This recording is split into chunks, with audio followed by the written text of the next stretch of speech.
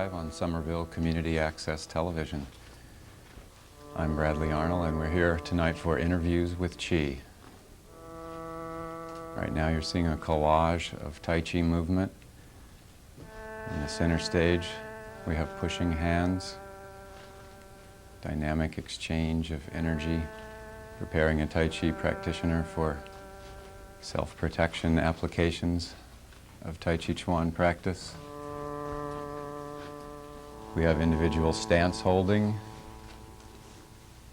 standing meditation, calmly breathing, gathering their energy, becoming more familiar with their body energies, relaxing, meditating. We have traditional long form being practiced,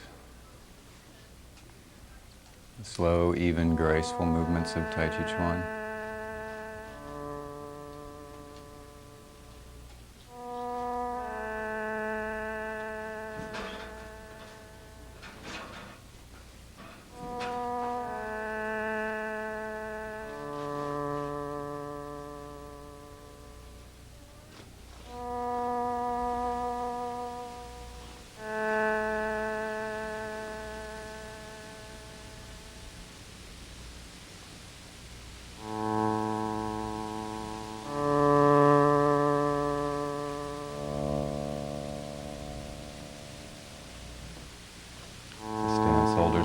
Transition to a new pose, feel free.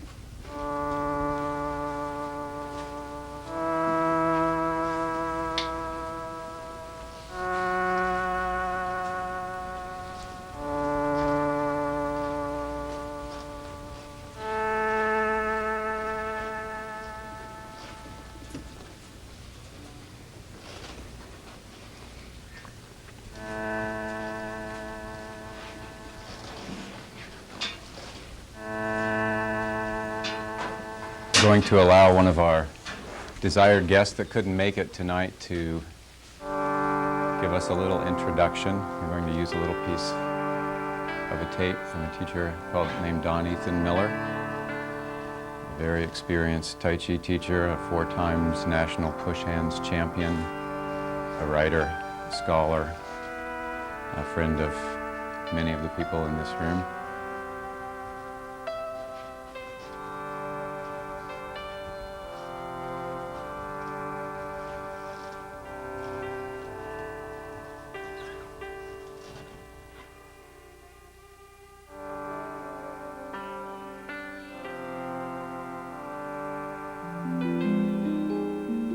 Tai Chi is an ancient art, born of 2 parents. The father or yang origin is the martial arts of war and combat, both with weapons and empty hands, developed over thousands of years of often violent Chinese history. The mother or yin origin is the mystical, spiritual traditions of Chinese Taoism, and before that, of shamanism.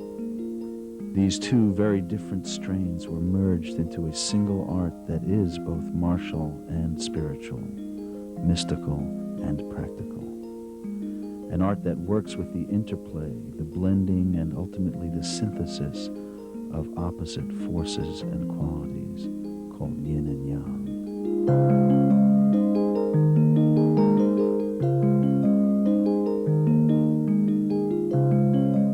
Thus in Tai Chi, we study, explore, and strive to embody the polarities of movement and stillness,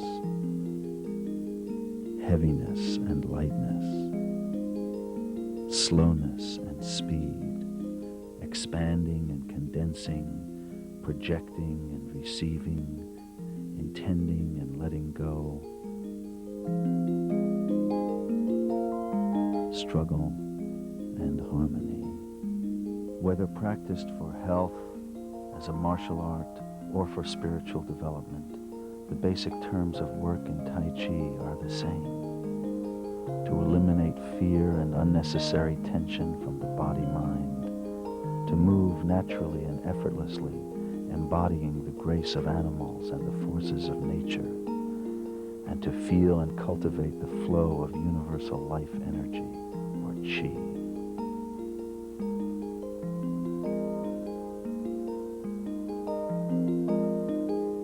Some of the greatest benefits of Tai Chi practice have to do not with the body, but with the emotions, the psyche, and the spirit. Tai Chi, they say, makes the timid person confident, the angry person calm, the weak person strong, and the strong person gentle. It also puts us in much closer contact with the earth and all of nature, and heals and empowers us so that we can become sources of healing and compassion for others.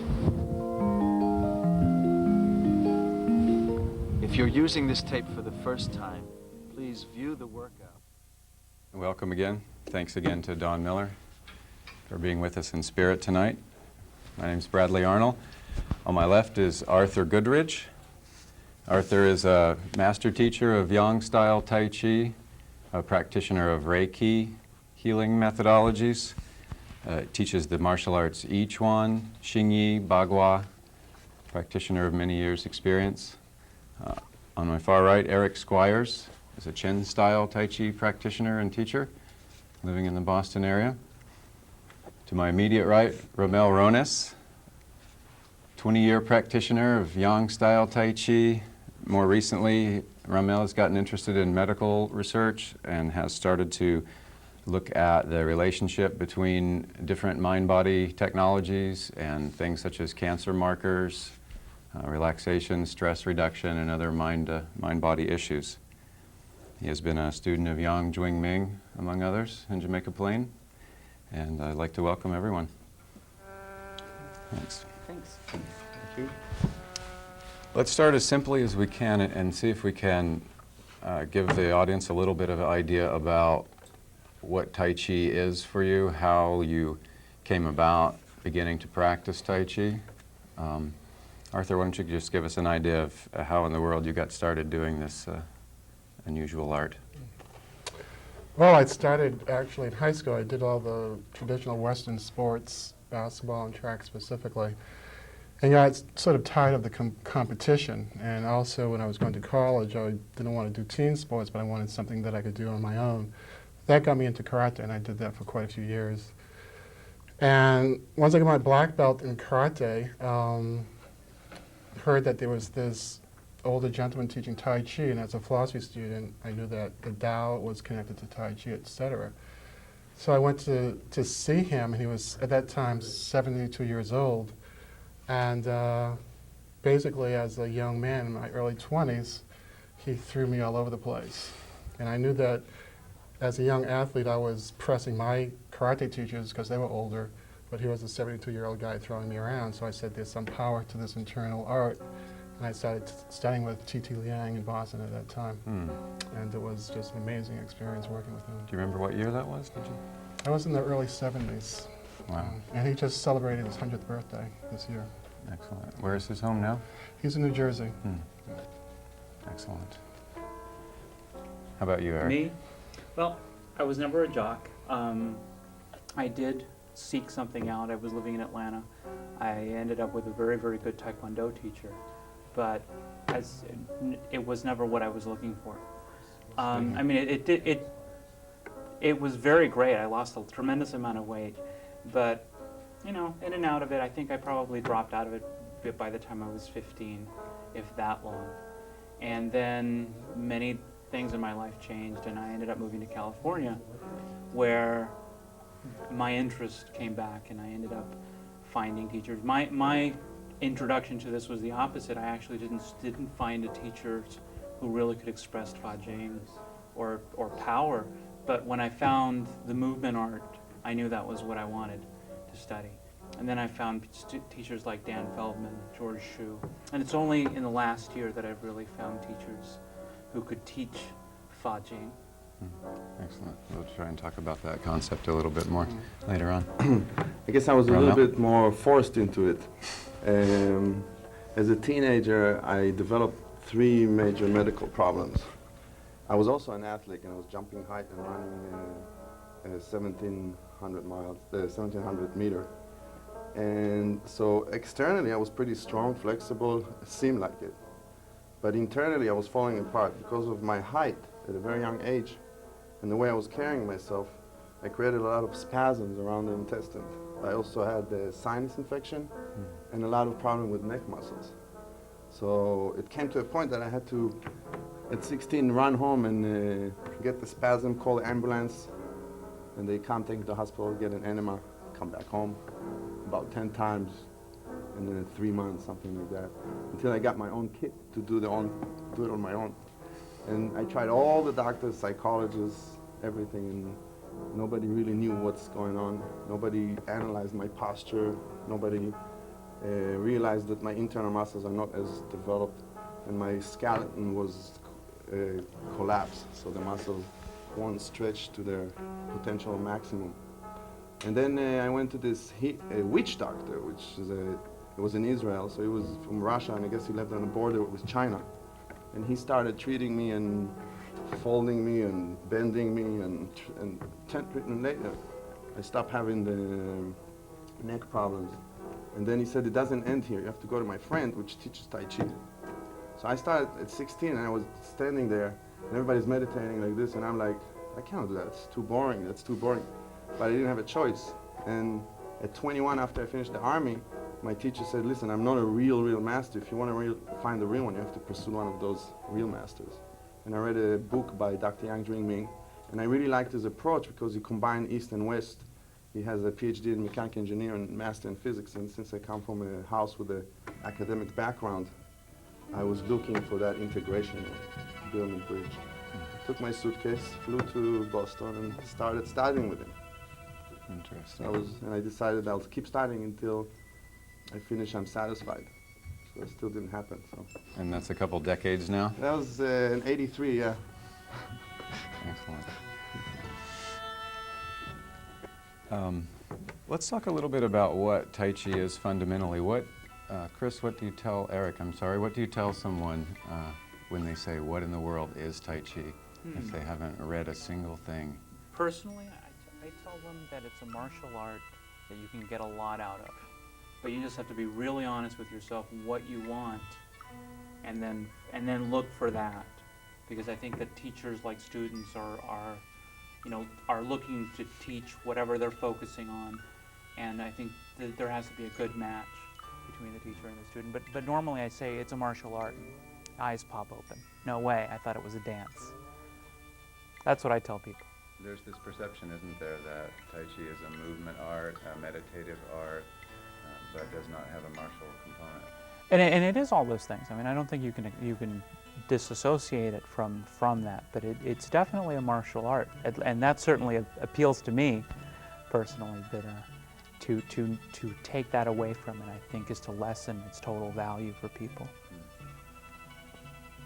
What do you say to someone who asks you, what in the world is this that you do? How does someone understand what Tai Chi is about? Often I say I don't know, because I'm always learning new things about it. Coming from a hard style background, one of the things I like about the Tai Chi is that the emphasis, most of the teachers that I work with, was not as a martial art, it was more as a health system. And that's pretty much how I teach it. I teach it primarily as a health system, and then I start sneaking push hands in and application in, and they see how if they stay relaxed and mindful, that in and of itself is often a martial art. And the emphasis on the way I teach is on relaxation, to maintain a relaxed mind. You're aware of your surroundings, you're aware of movement, etc. So I don't necessarily stress the martial aspect, but they get it.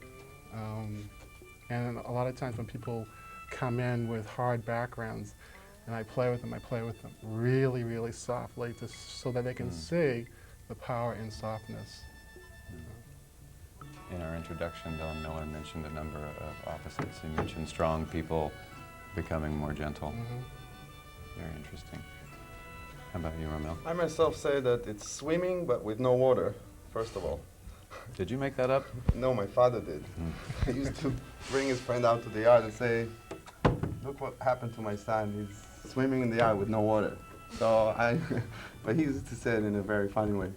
And, but eventually I try to explain that what we're trying to deal here with is a pattern of movements or patterns of principles or patterns which repeat throughout ourselves and throughout the world we live in. So, and through training those patterns and understanding them and studying them over the years, you succeed to somehow find a connection between human, I guess, and the earth we live in and the universe. And you can also, it will help in relationship and it will help in daily living. So what I say that we use this study of patterns to help us understand ourselves and the surrounding in a better way. And through that, we may succeed to strengthen the immune system. Through that, we become healthier, and by being healthier, we're more prepared for the battle, for being a warrior or being either being hit or hitting. So of course, part of martial art is how healthy you are, and what is the quality of your muscle, and what is the quality of your bones. And I usually continue. I say even a good yogi, which is not a martial art, will be able to get beat up and come out of it better than someone who doesn't do yoga, because the quality of muscles, the strength of bones, the isolation of the organ area and other sensitive areas in the body. Interesting. What is qi? How can we begin to talk about this idea of qi, this mind-body energy? Comes to us from Chinese medicine, from Chinese philosophy. Again, someone comes to you and has no idea. What's our way of trying to introduce this idea to people? Well, I don't really talk about it. I mean, a lot of internal arts, particularly Tai Chi, there are a lot of questions. I like to get people to experience things. And having experienced things, often questions are answered. Having experienced things, other questions may arise. But a concept, idea that I use in each one, which is another art that I teach, there's a heavy emphasis on visualization and ideas that are connected to the movement. And one of the primary ideas that I use is the helium balloon. If you have, as a kid, you have a helium balloon, and the worst thing for our kids to happen is for them to lose the string, and the helium balloon floats away. So what I say is that you are a helium balloon, and that you don't have any bones, muscles, organs, or blood. You're filled with this radiant, healing helium. And as they're doing their standing or their qigong, and they take hold of this image, they really start feeling, I'm floating. And so holding a posture, often people study and they do the qigong postures, and it's often very painful because the heaviness of their muscles and bones and gravity pulling on them, etc. So I give them this idea of the helium balloon, and they float. And they can stay in a position, for hours, and they're floating. There's no compression, there's just floating. And when that floating occurs and they stop moving, they have a sense that they're not moving, that the energy is moving, the body. I said, I think that is approaching what qi is about. That's as far as I can say in terms of what qi is. So I try to get them to experience that, and things start lightening up. It sounds like a feeling approach. Absolutely. Yeah. Excellent. Anyone else? I also, a little bit like Arthur, I don't talk as much about the qi, because again, I see the qi as a result of working out all the other elements that we need to work on, and the qi is a byproduct of that. So if we build walls and ceilings and floor here, we have a room, and that is the chi, the space. So if we focus on the air only without the walls, the ceiling, and the floor, you don't have that room yet. So it's just flying before you can walk. So I think before chi, if you regulate the body until the body doesn't need regulation, and if you regulate the breath and the mind, chi will follow. So I focus my training and my teaching mostly on the body and the mind and the breath. And I try to tap into the spiritual element too as well, which that I consider that as the compass of our being. So when we're lost or when we're in the forest, the spirit can point the way or give you the confidence without seeing. So the chi for me is you won't hear me mention it as much, but it's a more of a product or byproduct of the regulating the rest of the building blocks of our being. Okay. Let's get ready to take a look at some of these traditional forms. Eric, if you'll unclip your mic and get ready to take center stage for us.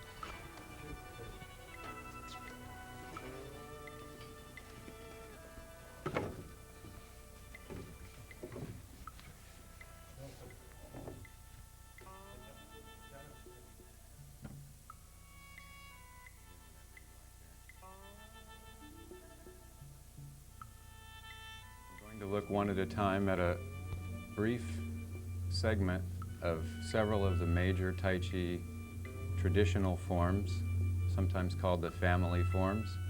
They bear the names of the individuals who created them. The first one is the Chen form, said to be from the Chen village region of China.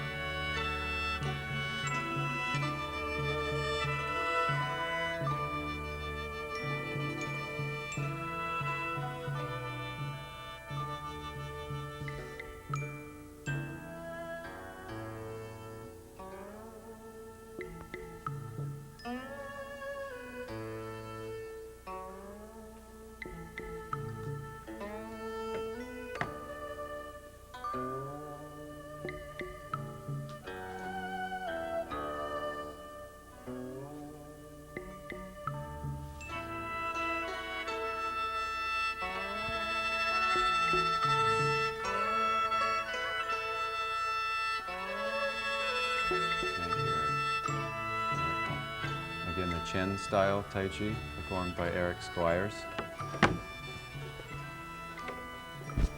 We're privileged to have with us Master Teacher Vincent Chu, demonstrating Yang style Tai Chi, traditional Yang long form, consists of 108 movements.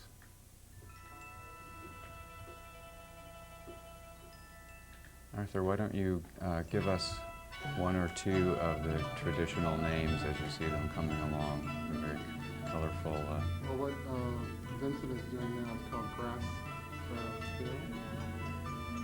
It's just a series of moves of ward off, left, ward off, right, roll back, and now he's doing push. And from the push, he'll go into what's called a single whip.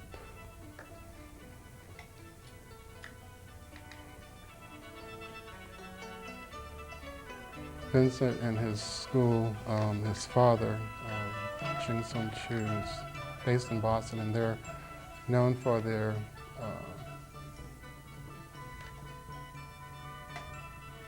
push hands and energy development of Fa Jing, which has been mentioned before. What are we talking about when we say Fa Jing? Want to answer that? Fajing, I think, from my humble understanding, is expression of the chi, so, or manifestation of it. So there are many ways of manifesting energy, and there are about, I don't remember exactly the number, but at least 100 different ways of fajing or expressing energy or manifesting it away from the body, or pretty much away from the body, I would say. I would guess that probably there's also manifestation within the body which will be considered as fajing, but I'm not sure about that. Maybe Arthur knows anything like of expression of certain energies in different parts of the body. Well, like I said, there are many different expressions, but one of the interesting things, both in each one, which I teach, as well as what Vincent and his father have developed, is what going more toward what's called mysterious energy development, where you make very light contact or no contact with the person, and you have very little, if no, external movement, and you send them away. And that's a really fascinating, more advanced development of Fajing.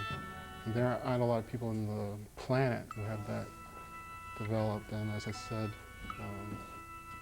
his school is known for practicing and teaching that as well. This is considered to be something that takes a long time to develop. Yeah, and often you'd have to be an inner circle student, so-called inner circle student in the past to get that. Now it's being taught more to students that have been with people for, a couple of decades. And if you have the training, you get the trust from the teacher. Part of the martial is also morality. So part of what the teacher is looking for before he teaches this way of expressing energy is morality and behavior pattern toward friends and toward yourself and toward other people around you. Since once you start learning it, it's very easy to hurt people if you don't learn how to control yourself. So I think the personality has to do a lot with the right, or with the right of learning this manifestation of energy. Very interesting. He also needs a balanced mind to achieve that skill. So if you're an extremist, or there's what it's called in Chinese medicine, I think, fire chi, so this energy can be caught and locked in certain parts of the body. You can get either injure the joint, or you can even have stagnation of energy in vital areas. So again, this is the peak or the height of the art. And I think a lot of people are looking for that, and maybe it's, we always talk about the journey versus the results, and I think that's a good. Wonderful. As we move forward in time from the Chen form through the Yang form, we'll next look at a tape segment. Instructor B.K.Frantzis, master teacher, lived in China many years, lived in Japan for a number of years, reached an advanced level of practice in a number of internal arts and yogic arts, represented in the Boston area by the Brookline Tai Chi School. Thank you, Vincent. Very nice. We'll begin to look at B.K.Frantzis.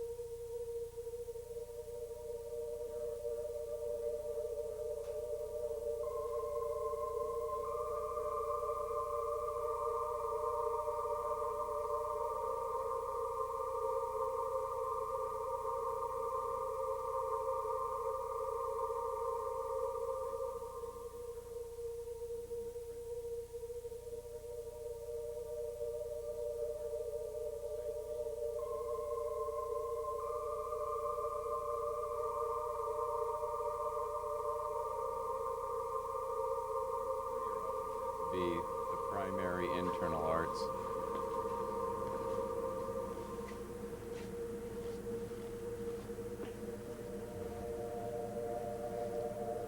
The emphasis on circular walking came from Taoist meditation techniques, ancient Taoist practices.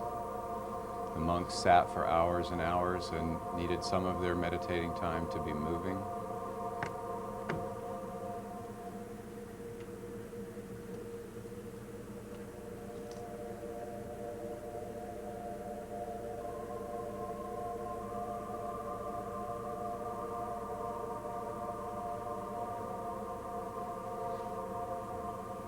Thank you, Arthur.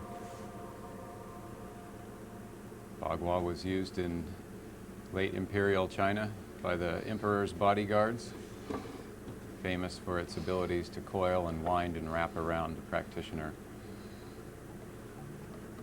Here we're looking at another piece of Yang-style Tai Chi, a cousin of the Yang form we saw before, origins of which are not completely clear. Often said to be a form of Yang Panho.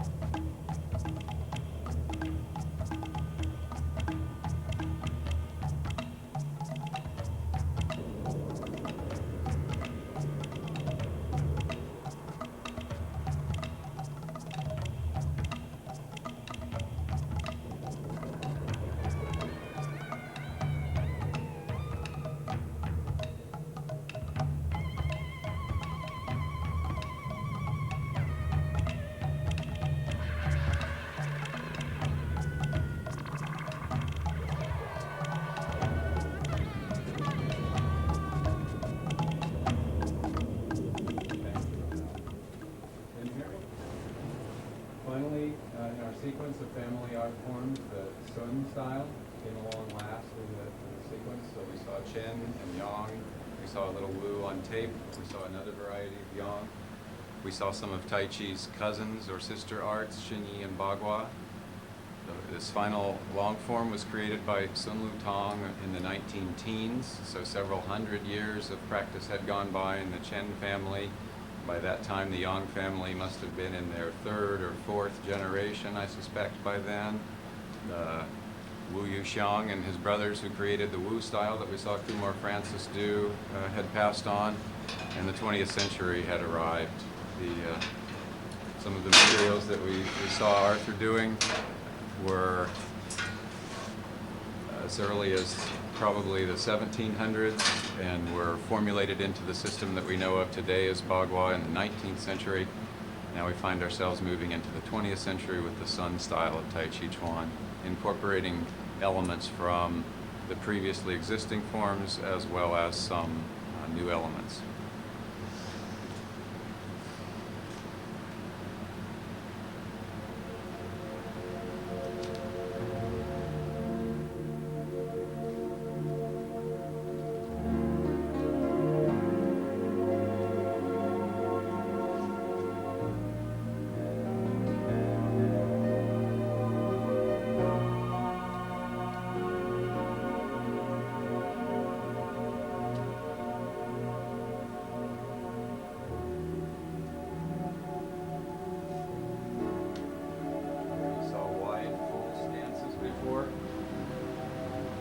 see what is commonly referred to as a follow step.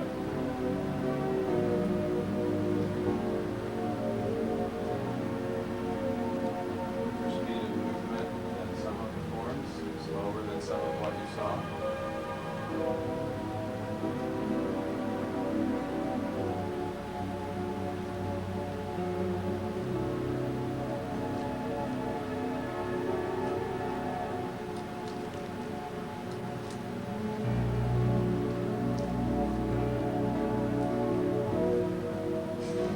Repeated sequence of open and closing hands.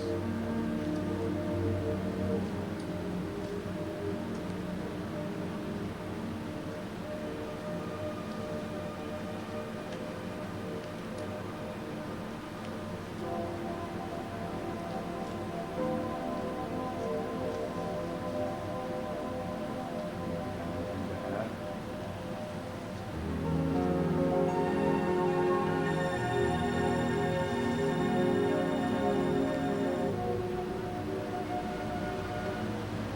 I would like to encourage people to try to look for a teacher in the markets in the area. I think there's other schools around I'm not familiar with, but I would definitely suggest as a journey into the self to pursue those arts, but definitely find a good teacher. As he says, it will take you 10 years to become a master. It can take you 20 to find one.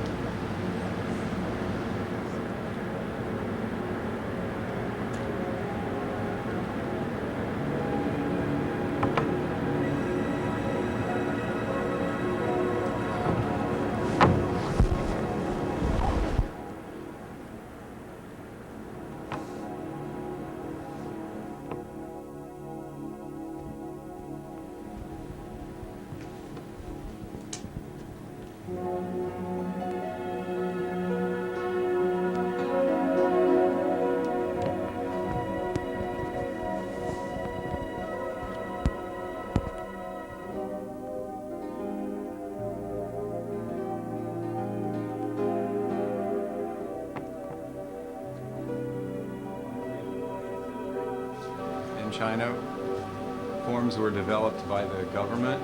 In 1956, a 24 movement Tai Chi form. This is the one, if you have seen video of thousands of people in the parks in the morning practicing Tai Chi, rows and rows and rows and rows of people. Most often it's the Tai Chi 24 or the Tai Chi 48, created by the government as part of sort of an exercise for the masses push that went on in the 50s and again during the Cultural Revolution. Next, we like to look at a little piece of tape of the 24 movement Tai Chi segment. Anyone have anything to add? 24是点化太极拳。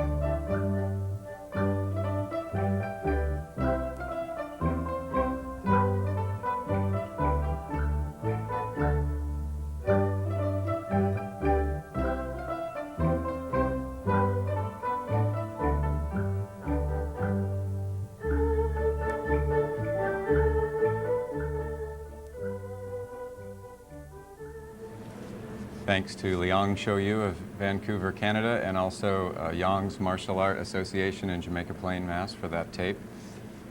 Again, that was the 24 movement, a part of the 24 movement Tai Chi form created in the 20th century by the Chinese government, the last in our historical overview of that series. Let's take a couple minutes to entertain a question from the audience. Go ahead. Hi, do you want to talk at all about the relationship between Tai Chi and other healing arts like acupuncture and massage and herbology?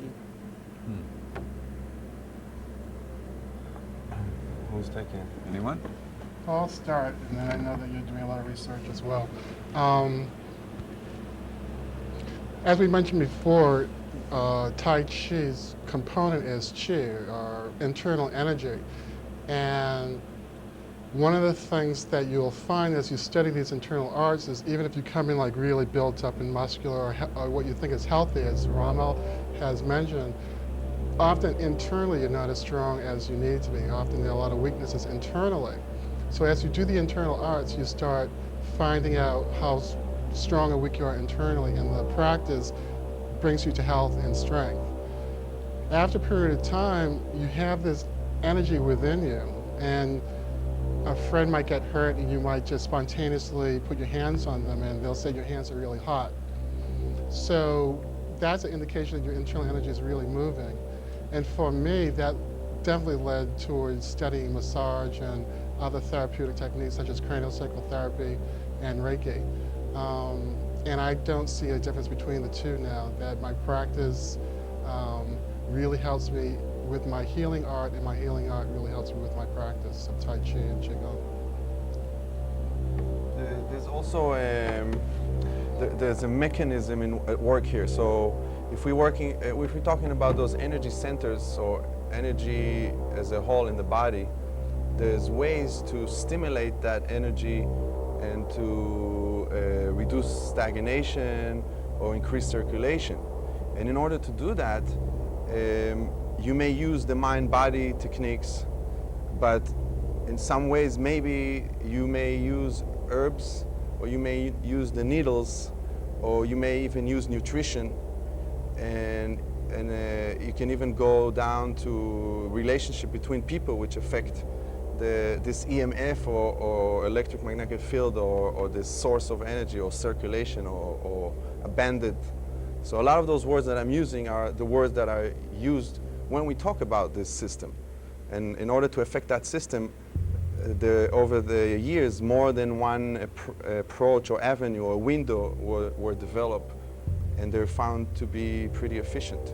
In a matter of fact, I think there's studies showing that people that undergo cancer treatment or are sick with a certain kind of cancer have a higher rate of success by doing what is called the package deal, which is a combination of chemotherapy, of course, the physician, nutrition, a support group which creates the mental element, a spiritual, somehow they're going back into some spiritual activities, and they have, I think it's a 47% versus a 33% higher success for those people that do that. And part of what they do also do a mind-body or a physical exercise, and they see an herbalist or an acupuncturist. So I think in the past, a Tai Chi teacher or master was probably an herbalist and an acupuncturist, but that's because he or she has spent at least 20 years with their teacher.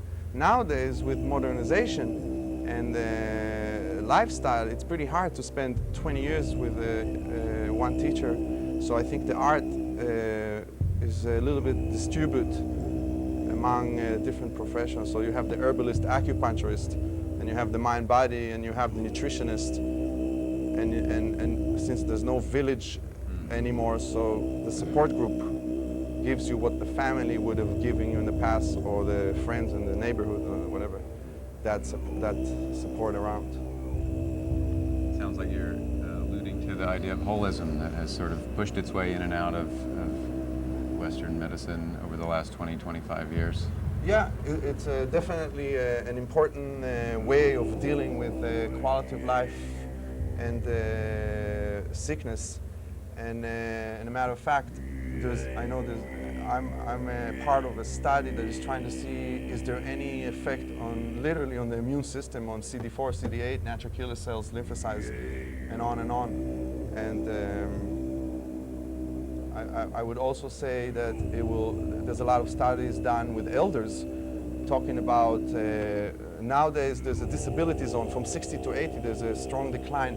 And what we're trying to do is to find out how can we decrease this disability zone and maybe maintain a higher quality of life and not have 20 years of suffering. And a lot of what we suffer as part of aging, which is also symptoms of cancer a lot of times, is, for example, what I call unnecessary aging.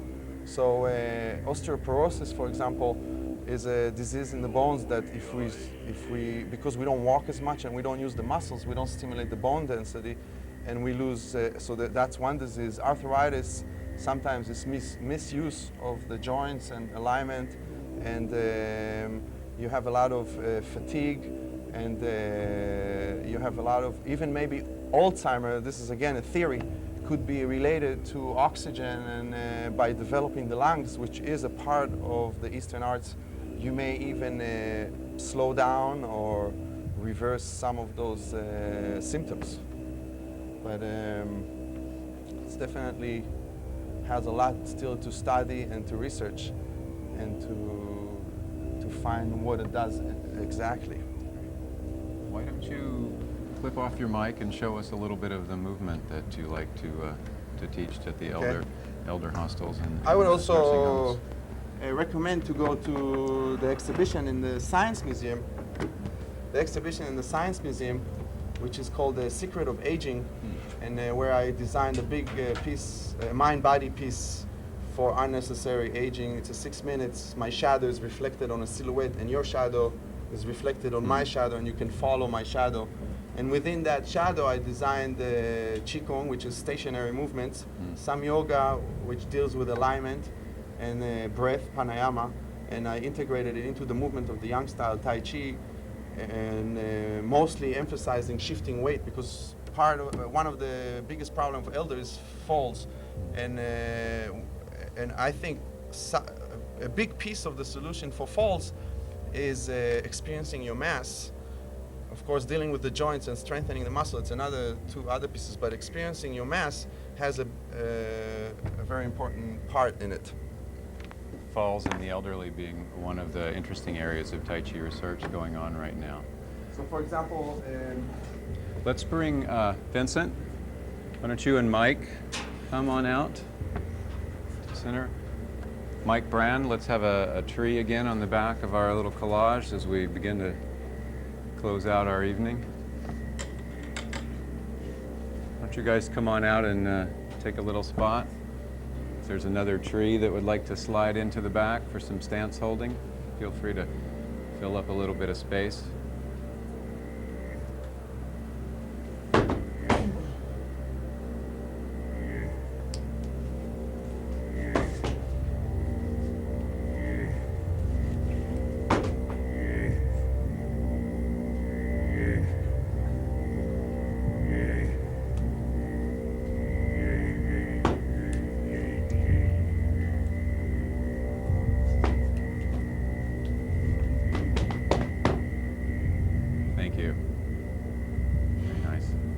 Vigorous pushing hands. Very nice.